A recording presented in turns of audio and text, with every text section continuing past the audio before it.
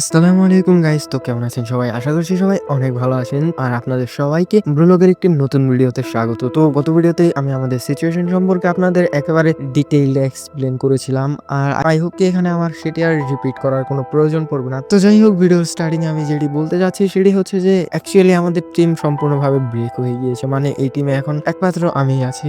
আর আমি এখানে চাচ্ছি না চ্যানেলটাকে এভাবে ডিস্ট্রয় করে দিতে। তো দ্যাটস ওয়াই এরপর থেকে সম্পূর্ণ কাজ আমি একাই করব। মানে ভিডিও রেকর্ডিং থেকে শুরু করে এডিটিং সবকিছু আমি একাই করব। তো এজন্য আমি আপনাদের কাছ থেকে সাপোর্ট আশা করছি। আসলে এখানে বাকিদেরও কোনো দোষ নেই, কারণ আমরা যে চ্যানেলটি চালাচ্ছি এই চ্যানেলটিকে কেউ নিজের ক্যারিয়ার হিসেবে নিতে পারবে না, কেউ চাইলেও এটিকে করতে পারবে না, কারণ আমাদেরকে ফাইন্যান্সিয়ালি ইউটিউব তেমন একটা হেল্প করে না। তো এজন্য এখানে যারা চলে গিয়েছে তারা নিজ নিজ ক্যারিয়ার বেছে নিয়েছে। তো এখন আমার যে বিষয়টি হচ্ছে, আমি হচ্ছে অ্যাকচুয়ালি এসএসসি ব্যাচ 26। তো আপনারা খুব ভালো মতোই জানেন যে কিছুদিন পর আমার এক্সাম আছে। আর এজন্যই আমি এই ভিডিওতে আপনাদের ইনফর্ম করতে যাচ্ছি যে আমার এই ভিডিওটি আপলোড করার পর থেকে শুরু করে এক্সাম পর্যন্ত আমাদের এই চ্যানেলে নেক্সট কোনো ভিডিওই যাবে না, কারণ সম্পূর্ণ কাজ যেহেতু আমাকে একা করতে হবে, তাহলে এজন্য আমাকে সম্পূর্ণ ফোকাস এখানেই দিতে হবে। তো এজন্যই আমি এক্সামের পর সম্পূর্ণভাবে এই চ্যানেলটিকে রিভাইভ করার চেষ্টা করব। আর আপনাদের চিন্তা করার কোনো কারণ নেই, ব্লু লক সিরিজটি যেহেতু আমরা স্টার্ট করেছি, তো আমি পার্সোনালি এটিকে এন্ড পর্যন্ত নিয়ে যেতে চাচ্ছি। আই মিন এখন পর্যন্ত চ্যাপ্টার 360 কিংবা 40 পর্যন্ত এসেছে। তো আমি এসএসসির পর এই সবগুলোকে একে একে কভার করে ফেলবো। তো এজন্যই আমি এখানে আপনাদের কাছ থেকে এতটুকু আশা করছি যে আপনারা সবাই আমার পাশে থাকবেন, যাতে আমি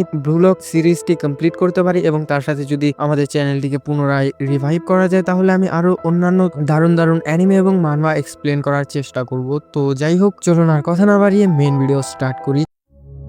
ব্লু লক চ্যাপ্টার 264, এই চ্যাপ্টারটা শুধু ইম্পর্টেন্টই না, এই চ্যাপ্টারটা পুরো ম্যাচের টার্নিং পয়েন্ট। আই মিন এখানে ফিউচারের চ্যাপ্টারগুলো সম্পর্কে একটি বিল্ড আপ দেওয়া হয়েছে। চ্যাপ্টারের শুরুতে আমাদের জিনের পাস্টের সিন দেখানো হয়। তো এতদিন পর্যন্ত আমাদের জিনের উপর তেমন একটা ফোকাস করা হয়নি। একটা সাইলেন্ট ক্যারেক্টারের উপর হঠাৎ করে এইভাবে স্পটলাইট দেওয়া হচ্ছে, এর মানে হয়তো আপনাকে আর বুঝিয়ে দিতে হবে না, কারণ এর মানে সোজা যে ফিউচারে জিন একটি মেজর ক্যারেক্টারে পরিণত হতে যাচ্ছে। তো যাই হোক, জিনের পাস্ট সিন দেখানোর সময় ন্যারেটর আমাদেরকে বলে যে জিন সবসময় একটি বাউন্ডারি লাইনে দাঁড়িয়ে থেকেছে। জন্মের সময় ডাক্তার বলেছিল ওর সার্ভাইভাল চান্স 50-50, জীবন আর মৃত্যুর মাঝখানে দাঁড়িয়েছিল সে, কিন্তু সেই মুহূর্তে জিন চুজ করে লাইফ সাইড। মানে জিন এখানে ঠিক সেই সাইডটিকেই চুজ করেছিল যেখানে তার লাভ হবে। আর এরপর আমরা জিনের ফ্যামিলি সিন দেখতে পাই, যেখানে বড় ভাইদের ঝগড়ার মাঝখানেও সে নিউট্রালি ছিল। সে সবকিছু অ্যানালাইজ করে সেই সাইডটিকেই চুজ করতো যে সাইডটি চুজ করলে তার লাভ হবে, মানে যে সাইডটি চুজ করলে সে সার্ভাইভ করতে পারবে। ব্লু লকে আসার পরেও তার এই মেন্টালিটি চেঞ্জ হয়নি। সে ইমোশন দিয়ে নয়, সে ডিসিশন নেয় লাভ ক্ষতির হিসাব করে। আর বর্তমানে এই ম্যাচের মধ্যেও জিন বাউন্ডারি লাইনে দাঁড়িয়ে আছে।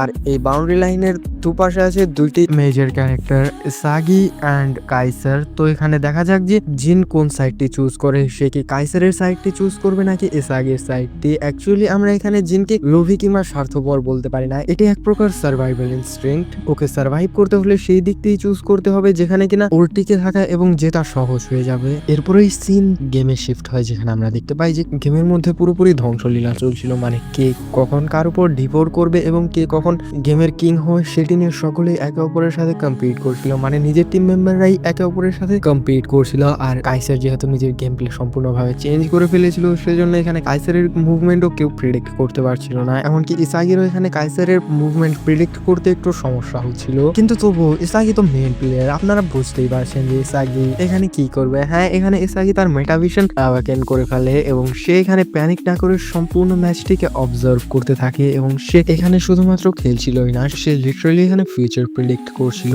তো যাই হোক, এমন করতে করতে বল এসাগির কাছে চলে আসে এবং এসাগি সেই বলটিকে সরাসরি শুট করে দেয়। কিন্তু এখানে এই বলটি নানাসের সামনে এসে ব্লক করে দেয় এবং সেই মুহূর্তে সেখানে একটি ক্যাওস তৈরি হয় যে সে বলটি কে নেবে, কারণ এখানে নানাসের উপর সকলেই ঝাঁপিয়ে পড়ে। আর ঠিক এই মুহূর্তে কাইসার একটি মনস্টার এন্ট্রি নেয়। মানে কাইসার এখানে মনস্টার অরা নিয়ে বলটিকে নিজের আয়ত্তে নিয়ে নেয় এবং গোল পোস্টের দিকে এগোতে থাকে। আর এখানে এসাগি ভাবতে থাকে যে কাইসারের পরবর্তী মুভ কি হবে, কারণ এখানে ফিল্ড সম্পূর্ণভাবে আউট অফ কন্ট্রোল হয়ে গিয়েছিল। শিডো এবং রিন একে অপরের সাথে কম্পিট করছিল, আর অন্যদিকে কুনিগামি তো শিডোকে সম্পূর্ণভাবে গ্র্যাব করে রেখেছিল। কিন্তু এখানে আনএক্সপেক্টেড ওয়েতে কাইসার কুনিগামির দিকে বলটি শুট করে এবং কুনিগামির পেছনে যেহেতু শিডো ছিল, তাই সে বলটিকে বেশিক্ষণ নিজের কাছে রাখতে পারে না এবং সে বলটিকে হায়োরির দিকে শুট করে। এবং এখানে হায়োরি বল পেয়ে খুব ভালো মতোই বুঝে যায় যে তাকে কি করতে হবে। আর আপনারা হয়তো নিশ্চয়ই বুঝে গিয়েছেন যে হায়োরি কি করতে যাচ্ছে, কারণ হায়োরি এবং কোরোনো যেহেতু ইসাগির বডি, তাই বডি ঠিক সেটাই করবে যেটি তাদের মাইন্ড করতে বলবে, এবং হায়োরিও ঠিক এখানে তাই করে এবং সে বলটি ইসাগির দিকে শুট করে দেয়। কিন্তু এখানেই ইসাগি যখন বলটি পেয়ে যাবে কি ঠিক